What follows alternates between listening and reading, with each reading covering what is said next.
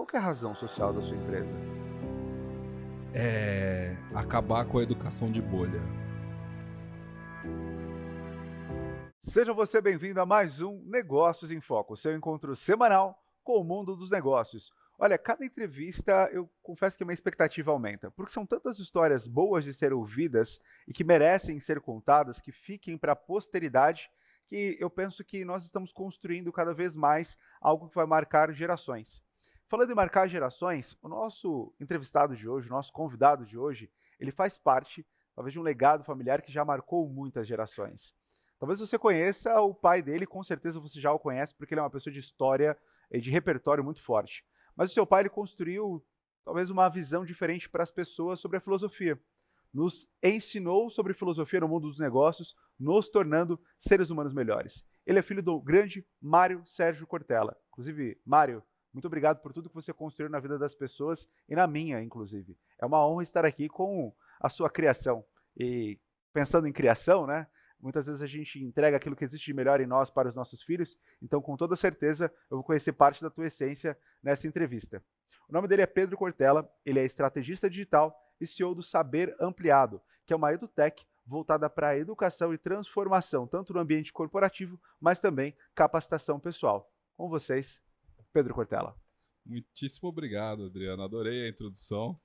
Realmente, acho que o livro mais conhecido, né, um dos best-sellers do meu pai é o Qual é a Tua Obra? E é a primeira vez acho que eu sou apresentado como obra dele. Então isso me deixa muito feliz. Muito obrigado. Inclusive é engraçado, né, quando a gente é filho de alguém muito conhecido, porque eu costumo dizer que um elogio que me fazem, e que é um elogio muito difícil de receber, porque você não tem mérito nenhum sobre ele, é quando a pessoa me conhece e fala, pô, Pedro, parabéns pelo seu pai. Parabéns pelo seu pai. Daí eu falo, pô, obrigado, mas eu não tenho mérito nenhum ali na formação do meu pai. Talvez tenha de alguma forma assim, mais indireta, mas se alguém... Você tem filhos? Tenho um enteado. Então, se alguém fala, pô, parabéns pelo seu enteado, parabéns por ele, é um menino legal, eu tenho uma filha de 5 anos, pô, parabéns pela Alice, eu fico feliz pra caramba, né? Você fez aquela pessoa, assim. Agora, parabéns pelo seu pai, você fala, pô, beleza, valeu, assim. Mas a nossa relação se aproximou bastante justamente por causa de empreendedorismo, de negócio, e a gente tá ali trilhando caminhos que conversam, com certeza. Então, fico muito feliz. Obrigado.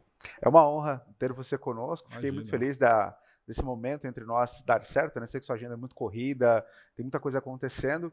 E talvez essa pergunta que eu sempre faço nos nossos talks, hoje talvez seja o dia que eu mais estou curioso para saber, porque afinal de contas, ter uma referência como essa dentro de casa tem um impacto muito importante, mas ao mesmo tempo te faz querer também construir uma identidade que seja tão impactante quanto.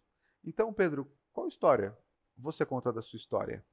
Ah, que legal. Eu acredito que a minha história é alguém que aprendeu a ser apaixonado por mudança. A gente. Eu sou formado em jornalismo, sempre quis trabalhar em televisão, sempre gostei de comunicação, de mídia. E eu me formei em 2007, né, em jornalismo. E desde então, desde o meu primeiro emprego, eu fui sempre atropelado pela mudança, e principalmente a mudança da tecnologia. Né? Meu primeiro emprego foi na MTV Brasil, pra você ter uma ideia. Uau! Eu fui estagiário Que lá, legal! fui um jovem dos anos 90 que tudo que eu queria na vida era ser VJ. E meu primeiro emprego foi lá. E aí o que aconteceu com a MTV? A MTV foi atropelada pelo YouTube, atropelada pelo Spotify, pelo Napster, pela internet, né? O jovem não assistia mais TV e era o lugar que você via, caramba, que lugar inovador, que lugar que olha para o futuro, né? Que lugar bacana. E foi atropelado pela mudança, né? Meu segundo emprego, eu fui repórter da Globo, do Sport TV, né? Continuei a carreira dentro de televisão, que eu sempre quis. Num momento que era muito legal para ser repórter, para trabalhar com esporte, eu era repórter do Sport TV. Eu fiquei de 2011 até 2017 como repórter, realizando um sonho de estar à frente às câmeras ali. E o que aconteceu com a televisão? Né, no meio da década passada. Eu percebi muito isso trabalhando na frente das câmeras mesmo. O interesse das pessoas, quem eu queria que assistisse meu trabalho, já não estava mais assistindo. E aí, quando eu comecei a olhar para o digital, comecei a olhar para a internet, era justamente para continuar tendo impacto na vida das pessoas, que sempre foi o meu propósito.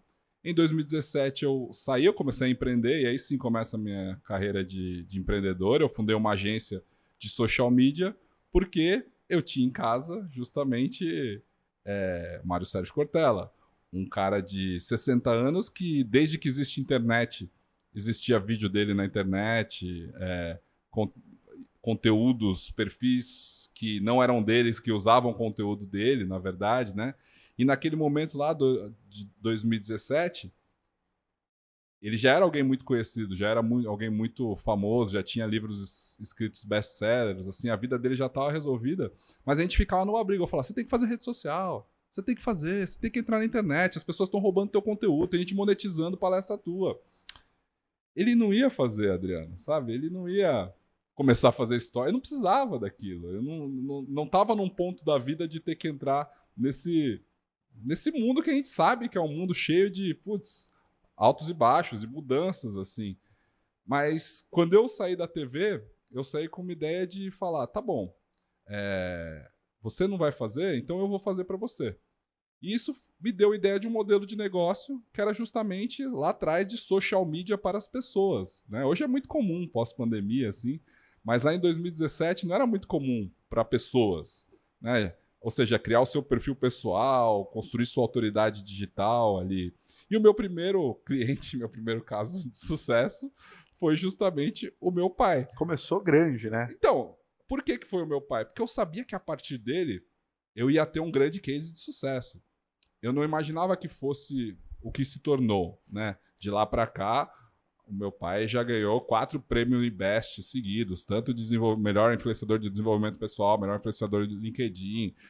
A gente passou 20 milhões de seguidores, canal do YouTube, todas as redes sociais. O meu pai é alguém que hoje em dia ele não tem tranquilidade para andar na rua, assim, normal, né? Ele tem um assédio que é de um tamanho assim que eu nunca vi, inclusive com outras pessoas da mídia, assim, né? Meu pai tem um imitador fixo na Praça é Nossa, sabia? Que é o Poppertone lá que faz... Eu acompanho. É inacreditável, assim, sabe? E vários, inclusive se você que está nos assistindo conhecer algum imitador do professor Cortella, por favor, não me mande. Porque eu já recebi todos, provavelmente, assim. Mas isso foi algo graças ao meu trabalho, então. Ao trabalho da Agência Sofia, que é a agência que eu criei lá em 2017, e que me permitiu trabalhar não só com o Cortella, mas me permitiu me apaixonar por toda a área da educação, né? E uma educação diferente do que a gente vê aí na maioria dos cursos online, do jeito que eles são vendidos, construídos. A gente continua trabalhando na educação, mas é uma educação diferente, uma educação libertadora. Então, todo mundo que eu trabalhei ao longo desses 7 anos, seja Marcelo Taz, Clóvis de Barros, Leandro Carnal, Monja Cohen, todos esses que a gente, de certa forma, ou ajudou diretamente ou inspirou a estarem no mundo digital, esse é o que eu quero que fique como a minha história, na verdade. A capacidade da gente trazer pessoas que têm bom conteúdo, um pensamento denso, que são capazes de explicar conceitos complexos de maneira simples para o mundo do digital, porque o digital tem muita coisa que... Superficialidade. Não só isso, né? Se fosse só superficial, não teria problema. O problema é que tem coisas danosas. A gente vive uma sociedade doente graças ao vício em rede social. Então, a nossa função é não negar que a tecnologia... Ou seja, eu não quero tirar todo mundo do Instagram, tirar todo mundo do YouTube. Imagina, eu adoro isso. Eu construí uma vida muito boa a partir disso. Mas eu quero que as pessoas usem com um pouco mais de consciência. Um pouco mais, que elas não sejam escravas daquilo. Que elas usem aquilo para o seu próprio benefício. Nem sei se eu respondi a tua pergunta, mas essa é a minha história. Respondeu muito bem. Inclusive, eu estou muito curioso. Quando você fala sobre essa sua paixão pela inovação e pela mudança, é difícil a gente viver essa característica. O medo do novo assusta, e assusta qualquer pessoa, até as mais dispostas a querer experimentar o novo. Como que existiu algum treino, existiu talvez algum exercício que você fez ao longo da sua história que possa ser replicado, prático, para o empresário que está lá vendo o negócio dele ser engolido por inteligência artificial, por inovação, por novo modelo mental do colaborador que está chegando e ele não sabe como lidar com essa pessoa? Como ser apaixonado por essa mudança? Excelente pergunta. Na minha experiência, foi por experiência prática, claro, de ser atropelado por mudança mesmo, ou seja, e de aprender que empreender é ser dar murro em ponta de faca, muitas vezes, assim, até que a faca vire parede, né? Você vai dando em murro em ponta de faca, até uma hora a faca vai virar parede, vai virar, vai ficar até macio de você socar, assim. Então é tentativa e erro, é teste, mas assim, em termos psicológicos, em termos pra gente tentar ter uma vida mais calma, se isso que é possível, porque é muito clichê eu falar, putz, a zona de conforto é ruim, fuja da zona de conforto, a zona de conforto é ruim, mas uma vez que você entende que ela não existe, que assim, seu negócio tá bem, tá dando lucro, teu modelo tá funcionando, vai dar ruim uma hora. Seu negócio tá mal, sua família tá mal, sua sei lá, tá brigando com a esposa, em alguma hora pode melhorar, vai melhorar. Ou vai mudar, de certa forma, vai ser diferente. Esse entendimento que ele é meio estoico, que é uma filosofia que tá na moda também, ele traz um pouco de paz pra gente. Mas, por exemplo, de 2017 para cá, meu modelo de negócio já mudou umas 4, 5 vezes. Porque é isso que é a economia digital. Esse é o novo mundo de quem trabalha a partir dessas mudanças. A paz que eu aprendi e a dica que eu dou é você entender que nada é para sempre, tudo é... A gente vive essa modernidade líquida, de certa forma, e que quando você constrói algo sabendo que vai mudar, você tem que estar sempre planejando com pelo menos 3 cenários. O otimista, o realista e o pessimista. Então, se você constrói qualquer coisa dentro da sua empresa, você tem que fazer um exercício de construir 3 cenários, pelo menos 6 meses, 1 ano, 5 anos, 10 anos para frente. Um cenário pessimista, um cenário realista e um cenário otimista. Isso as empresas já fazem, mas o colaborador, no CPF, não no CNPJ, a gente geralmente não faz isso. E isso é uma das dicas que eu acho que são mais valiosas para a gente conseguir ter mais paz, porque as coisas vão mudar. Por exemplo, eu tinha uma empresa de social media, que aí eu fechava contratos, e aí, cara, quem trabalha com social media sabe que é um inferno. Porque você fecha uma entrega e o cliente vem com uma expectativa de, sei lá, se tornar o Cortella. E ele não vai se tornar o Cortella, né? Porque não é só... Porque a história do Cortella não é só fazer vídeo pra internet, não é só criar frases de efeito, não é só... Não, tem 40, 50 anos de sala de aula lá, de estudo, tem uma história que foi construída, né? E adaptar isso para a internet de uma maneira ética, de uma maneira coerente, é um trabalho difícil, mas ele é muito mais fácil da gente que está saindo do zero, que tem que construir o nosso estudo, o nosso negócio no mundo real e também no mundo digital. Então, quando você faz uma estratégia digital, por exemplo, que eu tenho esse cargo de estrategista digital, você tem que entender que o Facebook, a Meta pode mudar o algoritmo, que o YouTube vai mudar no dia seguinte, e que assim, tudo que você vai construir, eventualmente você vai ter que mudar, vai ter que fazer diferente. E já que você vai diferente, construa então já 3 cenários para você entender o que fazer quando as coisas não estiverem do jeito que você planejou. E no mundo que a gente vive na inovação, isso acontece cada vez mais rápido, velho. Cada vez mais rápido. Eu vejo muito, por exemplo, fazendo um paralelo com o cenário da música. Antigamente, para produzir uma música, a qualidade dos instrumentos e o tempo de estúdio e o estudo, enfim, era um processo que era muito mais manual, que supostamente para algumas pessoas tinha muito mais valor, e hoje uma pessoa com um computador, ele consegue ter acesso a todos os instrumentos, ele faz um autotune no vocal e faz um sucesso.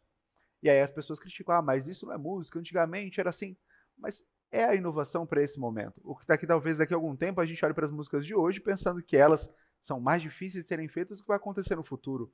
O grande ponto é como você se posiciona frente às inovações. Que música que você está tocando e está dançando agora também, né? Uma forma de se encarar isso, eu sempre digo, em palestra que eu dou, eu pergunto assim, você usa a tecnologia ou você é usado por ela? Ou seja, rede social, por exemplo. Eu pergunto assim, quem usa o Instagram? Daí todo mundo levanta a mão, né? Todo mundo levanta. Tá, Mas quem aqui já fechou um contrato pelo Instagram, conseguiu um emprego pelo Instagram, conheceu uma pessoa que foi boa pro seu negócio dentro do Instagram? Ou seja, usar não é você ficar seguindo as pessoas, consumindo conteúdo, passando aí essas 9 horas por dia que o brasileiro passa em frente a uma tela, né? Uau! 9 horas por dia a gente passa qualquer tela, né? Seja celular, pelo menos 4 horas e meia por dia numa rede social a gente fica, né? É bastante tempo, né? Se você pensar. Mas será que você está usando isso a seu favor? Ou seja, todo mundo fala que você precisa estar na rede social. Você precisa construir autoridade social. Eu falava muito isso, você precisa construir autoridade digital. Mas essa autoridade digital vem quando você consegue desenhar realmente um funil de aquisição ali, né? Quando você consegue entender que aquilo, que estar na Meta, estar no YouTube, ele tem que ser uma aquisição de negócio. Senão, para que eu tô lá? Né? Se aquilo está consumindo a minha energia, consumindo a minha cabeça. Cada vez as pessoas prestam menos atenção nas coisas porque a gente é viciado em vídeo curto. Isso custa um preço na nossa saúde. Se você não está tirando isso de volta para o teu bolso, se você não está tirando isso de volta para o seu negócio, de uma maneira estratégica, de uma maneira estruturada, adulta, entendendo que aquilo ali é um negócio, é uma perda de tempo. Você não usa a rede social. Você é só usado por ela. Você é só dado. A Meta tá lá contando o que você assiste, o que você curte, o que você comenta, o que você manda no WhatsApp para te oferecer mais coisas para comprar, claro. E aí as pessoas ficam, não, ontem eu tava conversando com a minha esposa que eu precisava comprar o tênis, e aí eu abri o celular e apareceu uma propaganda de tênis. Esse negócio aqui tá me ouvindo, né, o celular. Ele pode até estar te ouvindo, né? Pode até, provavelmente já foi provado que eventualmente está. Mas ele não precisa te ouvir para saber que você precisa de um tênis. Ele já sabe, né? Ele já sabe. Aquela inteligência artificial que a gente está exposto, que é o algoritmo, já sabe tudo que alguém com o seu perfil, nessa faixa etária, no bairro que você mora, com os gostos que você tem, seguindo as pessoas que você segue, assistindo os vídeos que você assiste, não é tão difícil ele descobrir que você precisa de um tênis novo. Ele já sabe quando você comprou o último. Ele já sabe. Nossos dados já estão lá, sabe, Adriano? Então, eu quero que as pessoas usem isso a seu favor, não só ser usado por elas. Né? Eu espero que o meu algoritmo entenda o que eu preciso mesmo. O que tá aparecendo de jato e helicóptero para mim é uma coisa de louco. Eu não sei porquê, mas que seja então. Para mim aparece casas, porque o corretor dando com drone que entra na casa e dá aqueles voos e mostra a piscina, né? Tanto aqui em Alphaville quanto em vários lugares, Riviera, até lugar que eu nunca nem penso em morar, sei lá, Goiânia, Goiás, assim, aquelas casas, assim, mas só os vídeos são incríveis, assim. Mas agora a Meta liberou um jeito de você reiniciar o algoritmo, assim, zerar ele. Olha só. Bom, depois eu quero saber um pouco mais. Vai dando dica também para nossa audiência aí de como fazer isso. Como empreendedor, porque obviamente seu pai é um empreendedor, mas talvez ele está mais voltado para um propósito. Meu pai é um professor, cara. É um professor que por acidente deu muito certo. Porque ele é muito bom mesmo, assim, mas ele é zero empreendedor, assim, zero. Ele construiu uma carreira, mas ele não construiu uma empresa, sabe? E eu percebi muito isso empreendendo, mas existe uma diferença. Existe uma diferença muito grande entre você construir uma carreira bem-sucedida, que é a dele, como palestrante, como professor, como filósofo, e você construir uma empresa. Porque até hoje, o negócio do meu pai... ele é as palestras, os livros, né, a educação, porque ele nunca pensou em empreender. Eu não. Quando eu comecei uma agência de social media, eu queria ter influenciadores de educação, que eu achei que seria um bom modelo de monetização, fazer publicidade, vender conteúdo, assim. Só que... E aí com funcionários, né? A gente chegou a ter, sei lá, não muito grande, mas chegou a ter 18, 19... pessoas. Sim, é uma empresa de médio tamanho.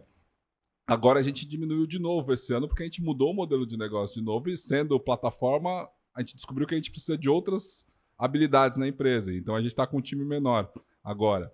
Mas o meu pai não. O meu pai ele tem um escritório que cuida da agenda dele e ele vende o tempo dele ainda. Né? A gente tem os nossos infoprodutos, claro, que são uma fonte de renda muito legal, Mas o negócio dele, core business, é ele, né? E eu não. Eu sempre quis construir uma empresa. Eu sempre quis ter algo que fosse... Acho que está aí o grande ponto, né? Sobre inovar. Porque você poderia ter apostado em algo que já deu certo. Talvez segurado na cauda do foguete, eu também me posiciono como palestrante, meu pai me carrega algumas palestras e vou por essa linha. Muitos empreendedores que nos assistem, inclusive, estão recebendo um legado familiar e têm dificuldade, inclusive, de buscar um novo caminho. Se mantém obrigado a continuar esse legado. Infelizmente, até por estatísticas, boa parte das empresas, na sucessão familiar, elas quebram. Então, você poderia ter, talvez, sucedido esse ponto do teu pai. Mas você sabe que é justamente isso. Suceder ele é uma... E muita gente que olha hoje meu Instagram, ou então que chega até mim, e a gente tem uma turnê que eu faço uma palestra de abertura antes da palestra do meu pai, mas dizendo outras coisas, né? Ele não é substituível. Só vai ter um Cortella. É a mesma coisa que querer que o filho do Pelé seja igual ao Pelé, assim, não vai ter. Eu não tenho essa pretensão. E eu não tô dando essa entrevista agora porque isso estava planejado também, ou então eu sou chamado, eu dou palestras, eu vendo palestras também minhas, como algo planejado como modelo de negócio para mim. Eu fui chamado por isso porque na pandemia as pessoas pediram para eu explicar como que eu construí o case do Cortella, de outras pessoas que já estava fazendo com certo sucesso ali. A minha empresa ela foi muito bem quando ela começou de social media a partir do meu pai, e aí a gente fechou vários contratos, mas daí bateu a pandemia. E aí a gente tinha, em 2019, entrado justamente no mercado de infoproduto. Então, durante a pandemia, a gente cresceu de uma maneira que quase me enlouqueceu. Assim, minha esposa é minha sócia, imagina, a gente estava tendo que organizar várias coisas que a gente nem sabia. Eu sou jornalista de formação, não tem... Minha esposa, graças a Deus, ela fez administração, então ela tinha... A gente se juntou dessa forma, mas... E aí eu estava totalmente voltado para os bastidores, para ser alguém da estratégia, da parte de trás. Só que aí, graças a esse sucesso, eu comecei a ser chamado. Pô, mas como que você pensa o digital? E aí eu comecei a falar mais sobre estratégia digital, estratégia de redes sociais. E como eu sempre gostei de inovação, eu sempre gostei de ir nos eventos. Então eu vou muito para os Estados Unidos no SXSW, que eu vou desde 2018. Assim, eu queria ter uma empresa que construísse algo na área de tecnologia mesmo. O que eu entendi é que o meu DNA me fez estar ligado à área de educação. Não tem jeito. Assim. A forma como eu vejo a rede social, a forma como eu vejo a minha forma de empreender em tecnologia tem que estar ligada à educação, tem que estar ligada à transformação das pessoas. E eu entendi também, aí é quase uma sessão de terapia aqui, tendo com você, Adriano, que o meu papel não é substituir o meu pai. O meu papel o meu pai vai pegar as pessoas e levar até aqui. O meu papel pode ser pegar as pessoas já daqui para um outro lugar, entende? Esse é o grande ponto. Identidade. Isso. Eu acho que o que resume tudo isso que você nos trouxe com muita clareza, e acho que o cerne dessa questão é como as pessoas conseguem construir a sua identidade. Muitas vezes por ter um legado familiar ou por ter referências que vieram ali do ambiente onde elas conviviam, e começar a se posicionar pensando, eu vou fazer aquilo que deu certo ou eu vou viver aquilo que deu errado porque eu sou assim.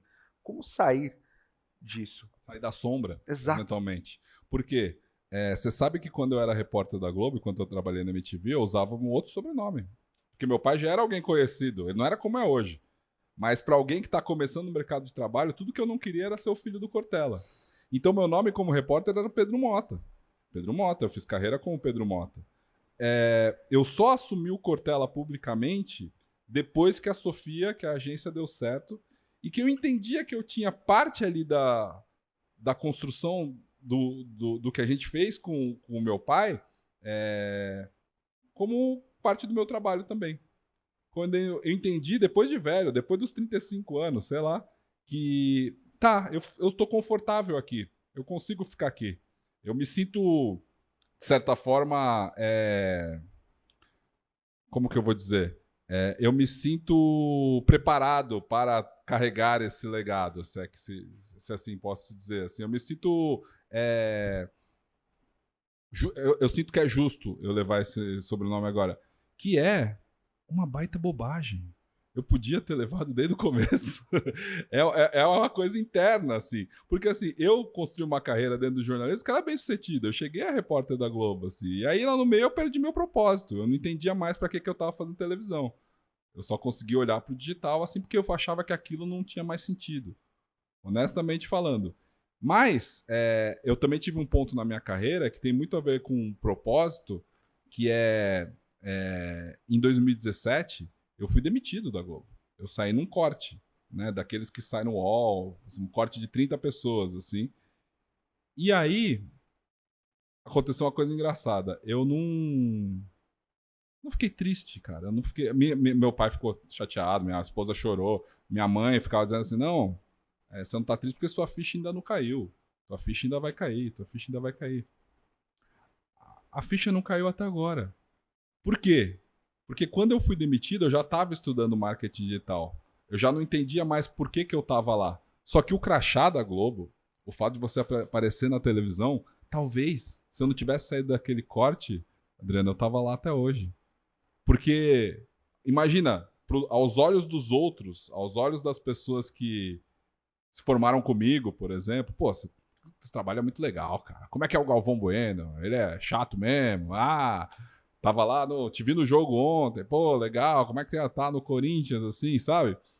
E aí você fica num lugar que você acha que você tá feliz e era um sonho conquistado.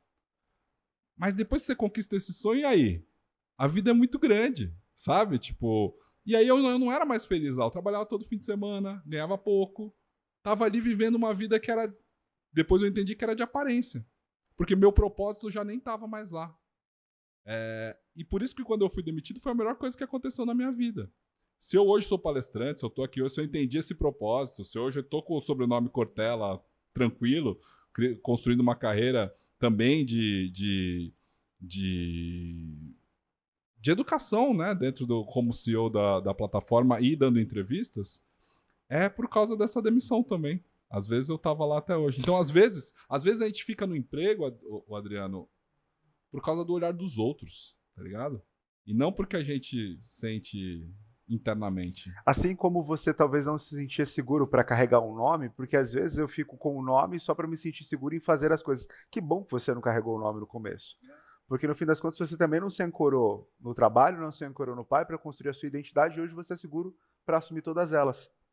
E acho que esse é o grande ponto, esse é o grande game da vida. Quando você descobre a sua identidade, não importa a tua referência, de onde você veio, se você foi rico, se você teve uma vida difícil, não importa, as pessoas vão se apaixonar pela sua identidade, não só pela sua história. A sua história ela vai ser um elemento importante para construir ali a tua personalidade. Mas você é muito mais do que isso, porque a sua identidade está clara.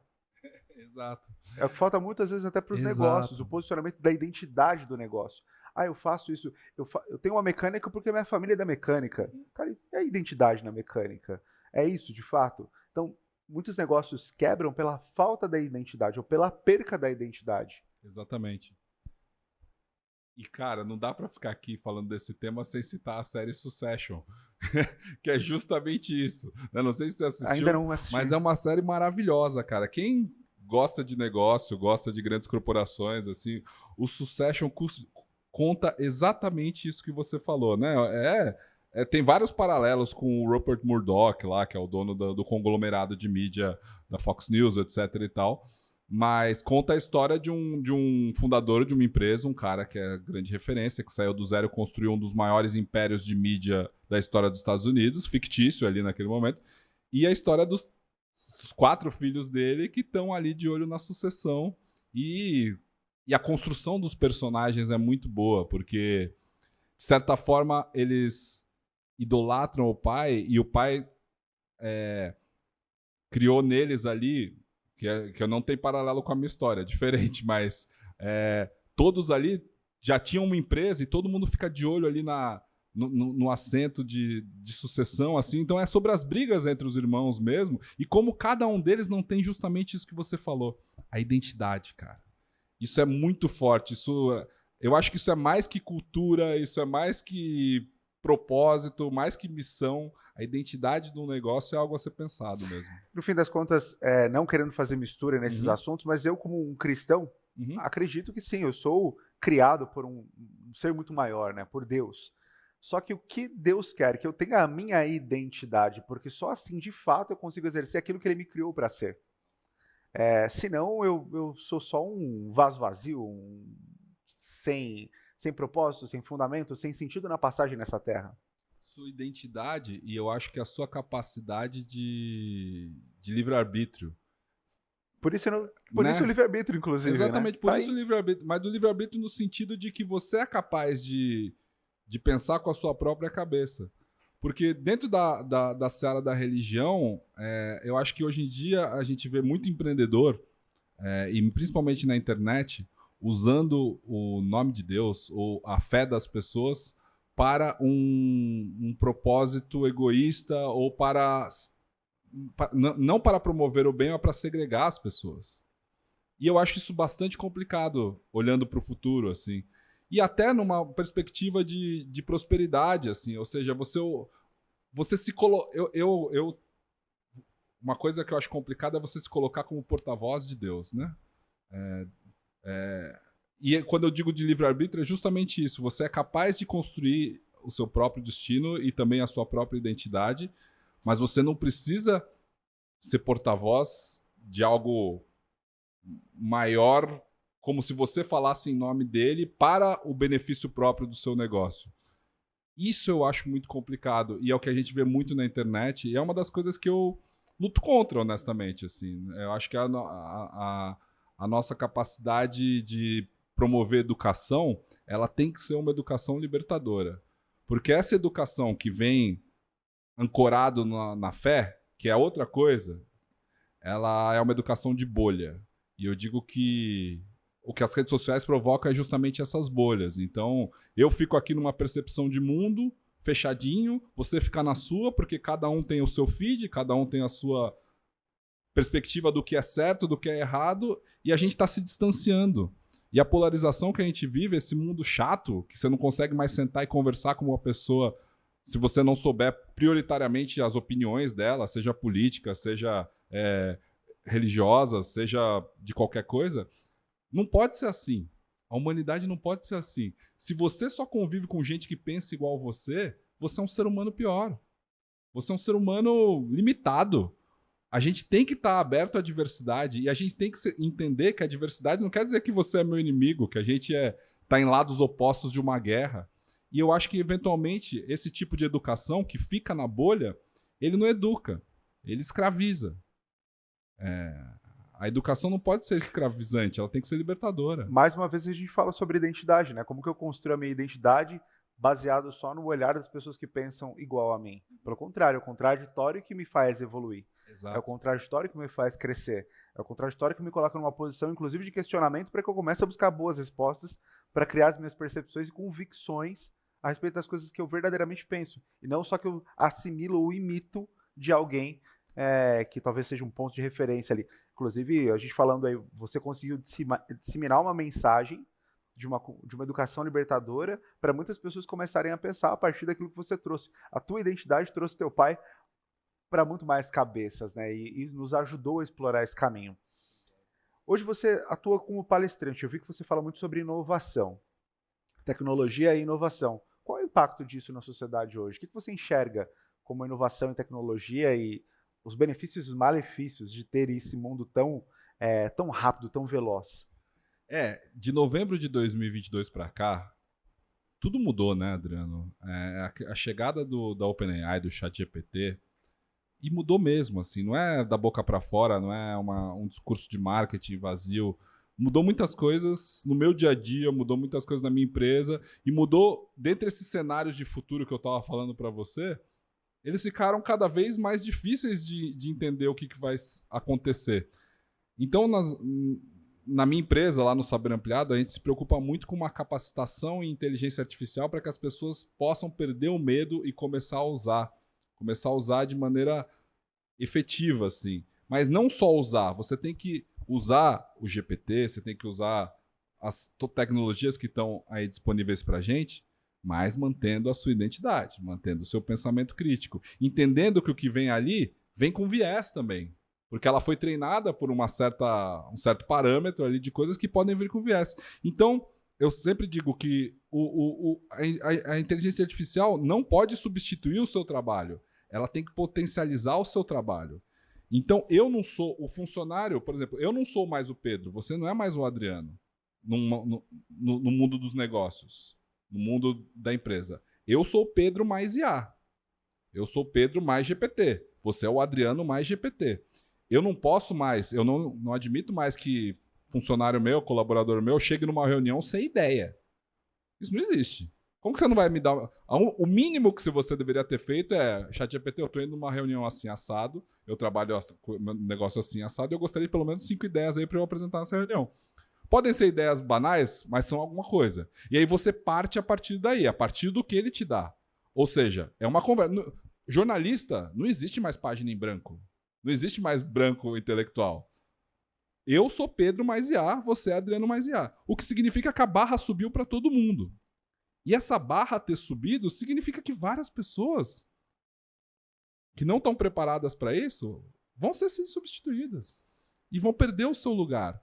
Se você não consegue usar a inteligência artificial para potencializar o que você pensa, não o que ela pensa. Porque o que ela pensa vai estar na mão de todo mundo. Entendeu? Eu faço uma analogia que é assim. Quando você saiu da escola, você saiu sabendo fazer conta, né? Sim. Mas hoje você usa uma calculadora, né? Interessa para você, se o engenheiro usa calculadora, ele sabe fazer conta de cabeça? O que me interessa é o resultado. Né? Isso interessa o resultado. Ou seja, interessa para você se o que o seu colaborador entrega é resultado dele mais inteligência artificial? A gente tem que olhar para o GPT e para a inovação e para essas ferramentas que estão chegando e que mudam tudo, como a gente olha para a calculadora. É um negócio para potencializar o que eu faço. Eu, que sou de humanas, sou jornalista, com uma calculadora, sou muito menos capaz do que um engenheiro, do que um matemático, alguém que se dedicou a isso. Da mesma forma que eu, com o GPT, vou dar um resultado. E um engenheiro vai dar outro, mas isso parte em saber usar. Em não se contentar com a resposta que ele dá. Entender que o input tem que ser mais importante do que a resposta. Né? Ou seja, as ordens que eu dou para ele são altamente individuais minhas. Essa é a saída para a humanidade. Essa é a saída para a gente não ser substituído. Porque a verdade é que é muito simples hoje a gente construir um programa e uma conversa como essa no GPT. Com tudo que ele sabe sobre o Adriano, tudo que ele sabe sobre o Pedro, simule uma conversa entre os dois e toque nesses temas. Aí ele daria um diálogo que poderia ser parecido com esse ou não. E aí geraria um vídeo lá no HeyGen, que é uma ferramenta que gera vídeos, e aí a gente estaria aqui conversando. Essa é uma edição um pouquinho diferente, mas logo já vai dar para fazer isso. Vai dar muito para fazer isso. Então, quando eu falo de inovação, eu falo sobre o pensamento crítico diante dessas revoluções, sabendo que a gente vai ter que usá-las. Que a gente não vai virar um ermitão off-grid, né? Que tem muita gente fazendo isso, inclusive. Né? Tipo, não aguento mais, vou comprar uma casa no mato e vou ficar lá. Assim. Mas eu acho que isso não é uma saída para a humanidade. A gente tem que aprender a usar isso a nosso favor. Olhando por todo esse cenário, hoje, ainda mais pensando que a inteligência artificial está assimilando cada vez mais as nossas, não vou dizer as nossas habilidades, porque ela não tem essa capacidade, talvez, de raciocínio como nós temos, criatividade, talvez, como nós temos, pelo menos eu acredito que não. Pior que tem. Tem? Então você vai me trazer mais aí. Tá cada vez mais difícil a gente ter noção sobre a verdade. Hoje, eu não sei se um vídeo é real, mas muito mais do que isso, né? Eu não sei se um pensamento é real, se um anúncio é real, se uma notícia é real. Então, primeiro fala um pouquinho sobre essa capacidade criativa que ela tem, que talvez seja parecida com a nossa, e depois eu queria que você trouxesse um pouco dessa tua percepção sobre como fazer distinção da verdade. Tem muita gente que defende que a IA não é capaz de criar, ela é capaz de reorganizar, né? o que já está nela. E aí a gente entra numa discussão filosófica, tudo bem. Mas o ser humano, ele também cria a partir do que ele viu e ouviu. Nada se cria, né? Nada se cria. Ou seja, é uma reorganização das suas influências, certo? Por exemplo, você citou sobre música. Se eu vou compor uma música hoje, eu sou um cara que sou altamente influenciado pelo rock, por música digital. Então qual que é a probabilidade de sair um samba? Muito menor. Então, a gente vai ter que ressignificar a palavra criação. Porque a verdade é que a inteligência artificial é capaz de criar. Porque ela reorganiza uma quantidade de dados enormes, muito maior do que qualquer ser humano, para dar um resultado de algo novo, sim. É algo novo, sim. É uma reorganização de ideias, mas é original, de certa forma. O resultado daquilo em conversa com nós, que somos seres humanos, ele tem que dar um X mais Y tem que dar W. Entendeu? Ou seja, o que a inteligência artificial vai criar por si só interessa pouco. O que eu tô animado e que me deixa esperançoso, de certa forma, é entender o que o humano mais inteligência artificial vai ser capaz de criar. Isso vai ser muito interessante da gente observar, sabe? E quando a gente traz para o mundo de negócios, isso gera uma aceleração e resultados que a gente jamais imaginou. Uma das coisas que a gente aprendeu ao longo da humanidade é que o ser humano é capaz de se reinventar para tudo, né? Mas eu gosto muito de uma frase do Alvin Toffler, que é um futurista muito, muito bacana, que ele diz assim, o analfabeto do século XXI, ele não é aquele que não sabe ler e escrever. Ele é aquele que não é capaz de aprender, desaprender e reaprender. E a verdade é que a partir de agora a gente tem que desaprender várias coisas que a gente considerava como certo. Uma delas é acreditar em tudo que você lê. Acreditar que se você está vendo numa tela é uma representação de algo real.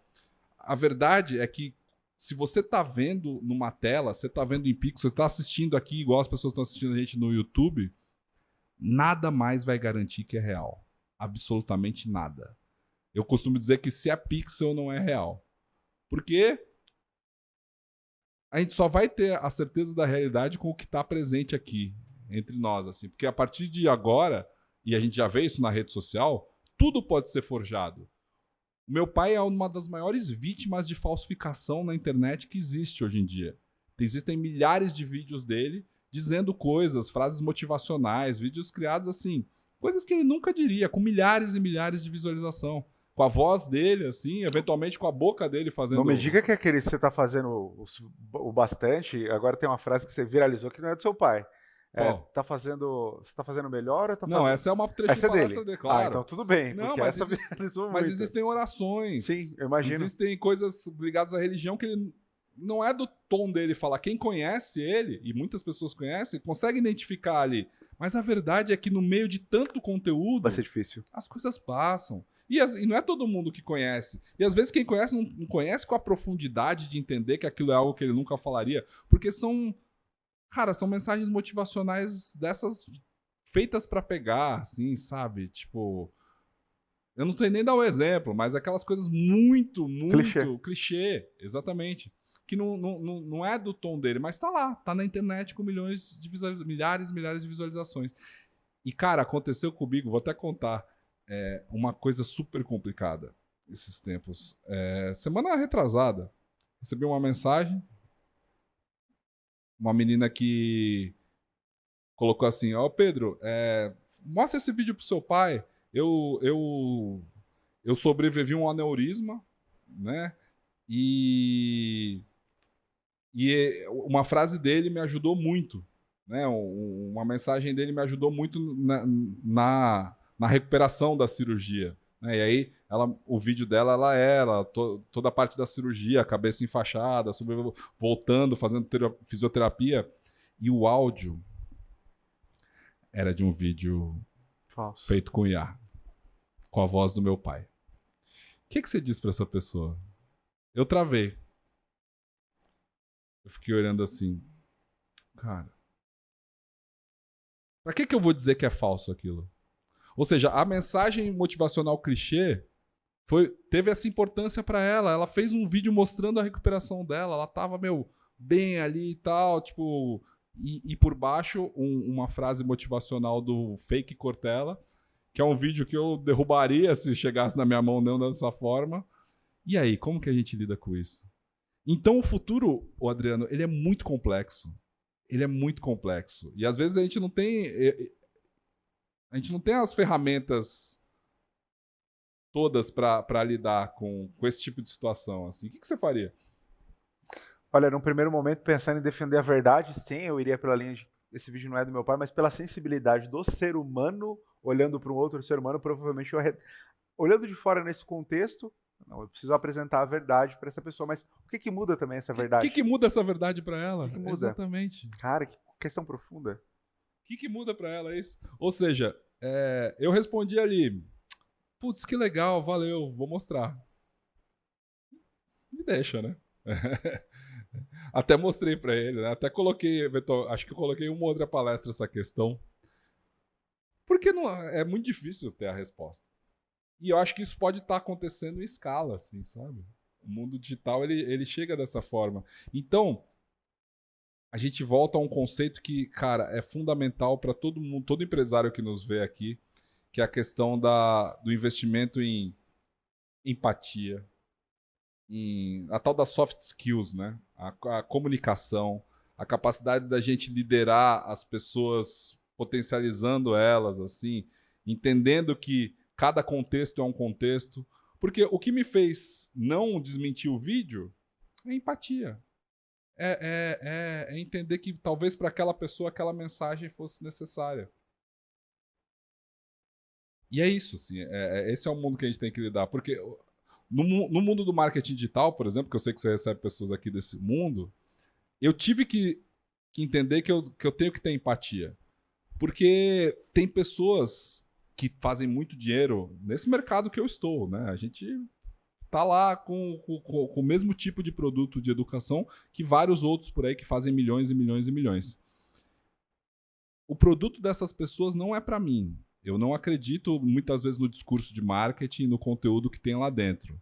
Mas eu sou incapaz de negar o aluno desse cara que teve resultado e acredita aquela mensagem, né? Ou seja, aqueles depoimentos, você mudou minha vida, isso foi muito bom para mim, eu era assim, eu fiquei assado. Por exemplo, eu não sou uma pessoa religiosa, mas eu não sou capaz de negar a importância que a igreja evangélica tem nas prisões, por exemplo.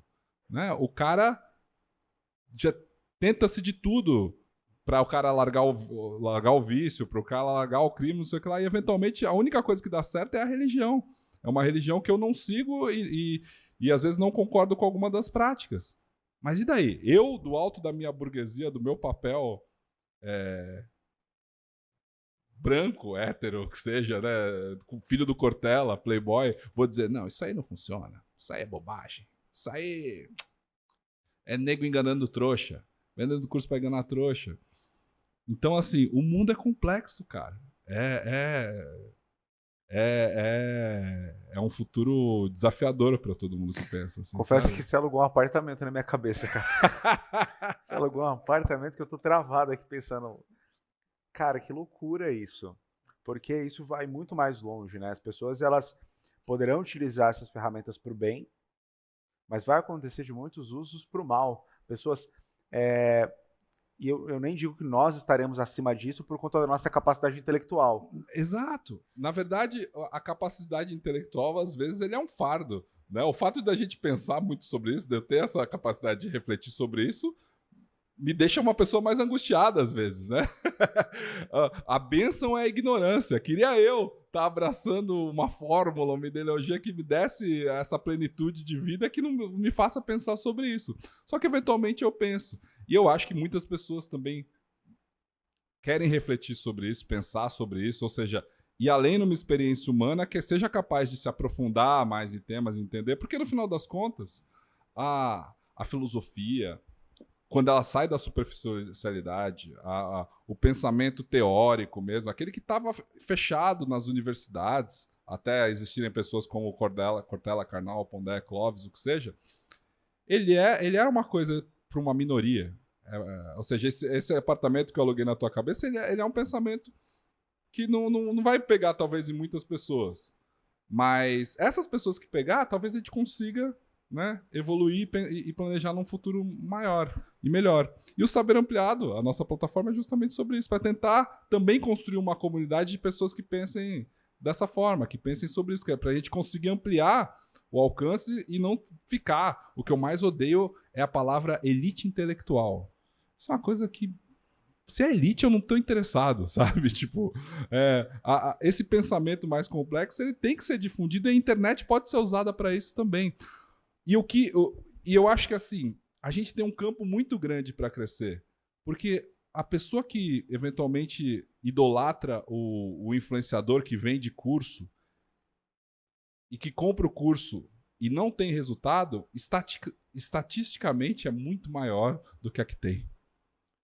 Os dados do mercado estão aí, né? A gente sabe, tipo, 5% que vão ter resultado ali, 2%, 3%. Até porque a raiz do grande mal é o comportamento, né? Exato. A pessoa não está nem habituada a viver aquele processo de transformação que aquele curso, que, sendo bom ou sendo ruim, a princípio se propõe a entregar. Exato. Só que a pessoa não tem o hábito de conseguir ir ao fundo em tudo que ela... É sempre o superficial, e o superficial já é o suficiente. E o marketing vende o sonho, né? Sim. Vende o sonho. E o sonho não é para todo mundo. Imagina, se todo mundo resolver virar empreendedor, o que acontece com o país? Todo mundo resolver empreender mesmo, abrir empresa, fazer as coisas assim. Nosso modelo econômico e de mundo ocidental não se sustenta, né? Ou seja, quando a gente vende o sonho, é para vender o sonho. Na verdade, o básico do marketing digital é assim: você vende o que a pessoa quer e você entrega o que ela precisa, né? Vende o sonho, quem está aí ostentando, você vende o sonho para depois entregar o passo a passo. E muitas poucas pessoas vão passar por esse funil do passo a passo, né? Como você falou, o cara não está nem preparado para ter essa transformação. Eu dou treinamento de vendas, né? Faço treinamento de vendas, treinamento corporativo, formação de times. E a maioria dos meus treinamentos, as pessoas querem gatilhos mentais. Cara, me traz aquele gatilho mental, aquele que converte assim, rápido e fácil. E é exatamente o que eu sempre trago, né? O gatilho mental, ele pode acontecer em um processo onde já foi gerado rapport, confiança, você se conectou verdadeiramente com a outra alma humana e a pessoa confia tanto em você, quando você coloca um gatilho, ela entende, cara, esse cara quer me fazer atravessar por um caminho bom, eu vou cair nesse gatilho aqui. Eu adoro cair em pitch de venda, porque quando tem um bom gatilho que eu entendo que tem valor, fica fácil comprar, mas a pessoa já criou uma conexão genuína. E uma coisa que eu aprendi, para mim como jornalista, foi muito difícil no mundo do empreendedorismo abraçar a posição de vendedor, né? Porque quando você está na faculdade, quando você está na profissão, tudo que você não pode como jornalista é vender. O que você tem é sempre passar uma imagem que seja, na teoria, e na prática mesmo, se você tem compromisso ético de ser neutro, de reportar, né? O jornalista tem que ser um meio da notícia, ele não pode ser a notícia. Mas o que eu aprendi, quando eu vim para o marketing, quando eu tive que aprender a vender mesmo, sendo empresário, é que vender é ajudar, cara, né? Vender é você... Se você tem um produto bom, e como eu acredito que eu tenho, eu fico pé da vida se o cara não compra. Eu quero ajudá-lo a tomar essa decisão, certo? Vender é ajudar, quando você tem um produto bom. O problema é tentar empurrar produto que as pessoas não querem, né? E é justamente isso que você falou. É o rapport, é a ideia de você estabelecer a conexão. É o negócio de Jung, né? Que você falou, seja uma alma humana, né? No final das contas, seja apenas uma outra alma humana.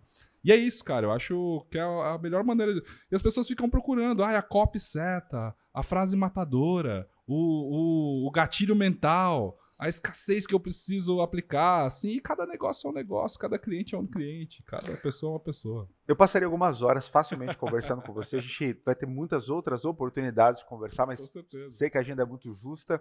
Então tem uma pergunta que traz para a gente uma percepção sobre aquilo que o nosso entrevistado percebe-se sobre a sua própria vida. Quando que sua vida começou a dar certo? Eu adorei quando eu estava vendo aqui o último entrevistado e fiquei pensando nessa pergunta quando fosse a minha vez de responder. O que é dar certo? Eu não esperava menos de uma pessoa que estuda filosofia. Não esperava menos. É tão subjetivo, porque você pensa assim, por exemplo, meus pais não são casados, mas eles ficaram casados por 27 anos. Será que ela chega no final do casamento e fala, pô, meu casamento não deu certo? Eu acho que não, acho que deu certo por 27 anos, depois deixa de dar. É aquela coisa de você ser apaixonado pela mudança. Então, assim, eu acho que a minha vida deu certo desde quando eu nasci, de certo momento, até quando em vários momentos que não deu e depois deram certo. Então eu não consigo te identificar um momento de dar certo. Eu acho que é muito complexa essa questão, muito subjetiva.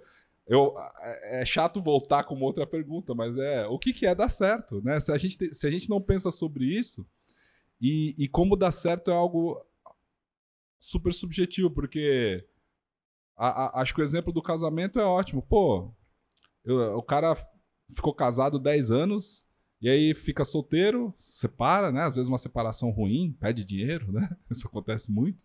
Ele fala, eu era casado, mas não deu certo. Pô, será que não deu certo? Ficou casado tanto tempo, né? Talvez o final ali, tem algum momento que deixa de dar certo, e as pessoas separam e buscam a felicidade de outra forma. Então, não sei te responder. Isso primeiro que você fez Sócrates, né? Isso é bem de Sócrates, né? De voltar com uma outra pergunta, destrinchar em etapas e vamos tentar entender melhor. Socrático. Exato. Mas aí, de novo, entra no ponto de identidade. Se eu acho que uma história de 27 anos não deu certo, é porque talvez eu não tenha percebido o quanto valeu essa história e o quanto ela fez parte da minha identidade, por isso eu acho que ela não deu certo o suficiente. É a capacidade da gente gostar da nossa própria história, da gente gostar de nós mesmos. É autoestima, né? É muito difícil a gente construir isso, a autoestima. Eu gosto muito da minha história. Eu acho que... E eu sou um cara de 41 anos falando. Talvez em vários momentos eu não gostei, assim, né? Mas ao longo da vida a gente começa a valorizar, pô, o que você faria diferente? Cara, eu não faria muito. Não dá pra dizer que eu faria alguma coisa diferente, porque se eu tô aqui hoje com essa noção, é também pelas coisas que eu errei, assim, sabe? E, eventualmente, o fato de eu ter errado lá atrás me deu aprendizados e benefícios que me trouxeram a estar aqui hoje com essa consciência, falando essas coisas, com esse negócio, com as coisas indo assim. Então, como é que eu vou mudar? Não dá. Bom, então, como pergunta derradeira, para a gente encerrar com chave de ouro essa entrevista muito especial para nós, entre tantas idas e vindas, tantas transformações, você chegou no momento de construir um negócio ou alguns negócios, e um deles é o Saber Ampliado. Qual que é a razão social da sua empresa? Acabar com a educação de bolha. Fazer que as pessoas possam ter, no mundo digital, no futuro, o pensamento crítico, né? Salvar o cérebro das pessoas que pretendem se desenvolver profissionalmente, pessoalmente, mas de uma forma livre, de uma forma que a gente possa estimular o pensamento inovador e o pensamento em que as pessoas fiquem abertas a conhecer o diferente, a ter mais formas de pensar do que é aquela cartilha de fórmula, de passo a passo, de lugares pré-marcados onde você tem que pisar para seguir um caminho de sucesso que a gente sabe que é diferente para cada um. É isso. Olha, eu geralmente encerro as nossas entrevistas fazendo algum resumo e agradecendo as pessoas que nos assistiram. Claro, eu quero te agradecer por estar aqui com a gente, mas eu quero te agradecer por talvez um ponto que já deve estar percebido por você, mas agora te ouvindo, e eu tive a oportunidade de entrevistar o Takei algumas entrevistas atrás. Assistam essa entrevista, eu vou deixar aqui no card, na descrição do vídeo. Você, na verdade, você tem uma responsabilidade de fazer com que um legado, que não é um legado do seu pai, mas é um legado filosófico, vindo de Cortella, Karnal, Pondé, de Clovis, porque você está trazendo para o mundo os novos filósofos. Takei é uma das pessoas mais extraordinárias que eu tive a oportunidade de conversar. Você, com o seu papel também, é uma das pessoas que eu já posso dizer que são uma das mais extraordinárias que eu tive a chance de conversar. Em um mundo onde as pessoas vão se referenciar com máquinas, onde a máquina vai estar cada vez mais humana e o humano cada vez mais máquina, caso ele não assuma a sua identidade, você está trazendo pessoas para despertar, para tirar da Matrix, talvez pessoas que iam se perder no caminho. Então, o propósito do Saber Ampliado é permitir que as pessoas tenham a chance de ter acesso à capacidade que as faz humanas, que é a capacidade de contestar a sua própria existência. É exatamente isso que nos faz ser humanos, né? Penso, logo existo, né?